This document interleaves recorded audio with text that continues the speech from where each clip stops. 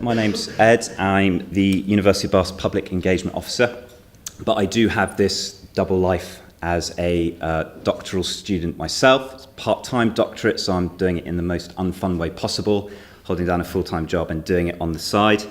And my kind of research has been looking at impact, and I was very excited to come up with the title, The Impact of Impact. So I haven't really got much beyond that, but important title is good for a front page, I think. So as part of that, I am interested in research collaborations, how academics partner with non-academics to undertake research. And I have done some small-scale research as part of an MSc, looking at what, as Helen suggests, the collaborative advantage to be had from research collaboration. So I'll talk a bit more about what exactly I mean by collaborative advantage. But essentially, when I was undertaking this research, I was interested at looking at the behaviours that either fostered collaborative advantage or that limited collaborative advantage.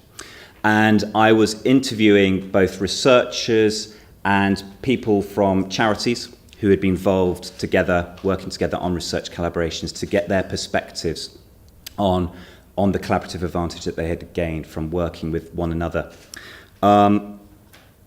And just a few caveats, actually, to start. Like I said, this was a small-scale case study. If anyone's doing case study research, you need to know that obviously case studies aren't generalizable outside of, the local thing that you're looking at. But I hope you find something that rings true, okay, in what I've got to say. But the other panelists might well tell me they don't.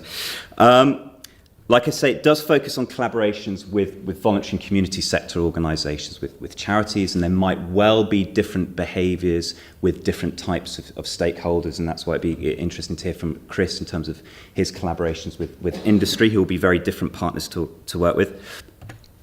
Also, the collaborations I was looking at were collaborations that were deemed successful by the people who were involved, and the researchers were not undertaking contracted research. In other words, they weren't paid by the charities to undertake a predefined set research projects. Okay.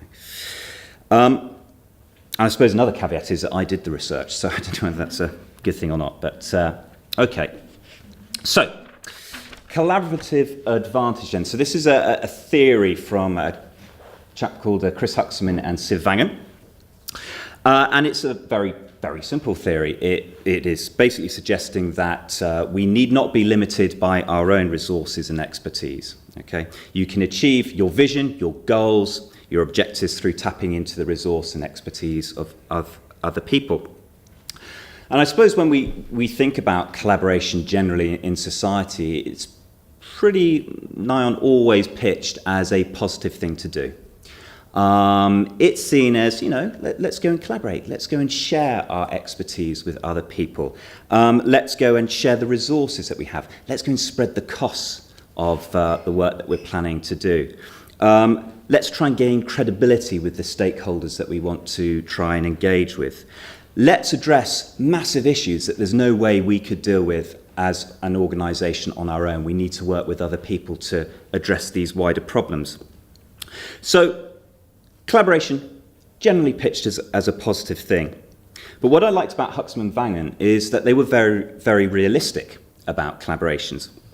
And in fact, their starting point for their theory was, whatever you do, do not collaborate unless you absolutely have to. Okay? And so their argument being, actually, too many people just rush into a collaboration because it's seen as a good thing to do. And actually what you need to do is be really thoughtful before you enter a collaboration. Really think through, how is this collaboration going to benefit you, and how is it going to benefit your partner?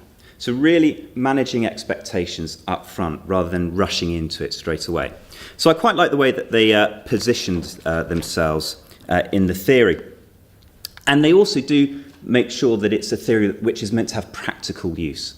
So it's a theory which is meant to inform how people go about undertaking managing collaborations. So what might collaborative advantage look like? Well,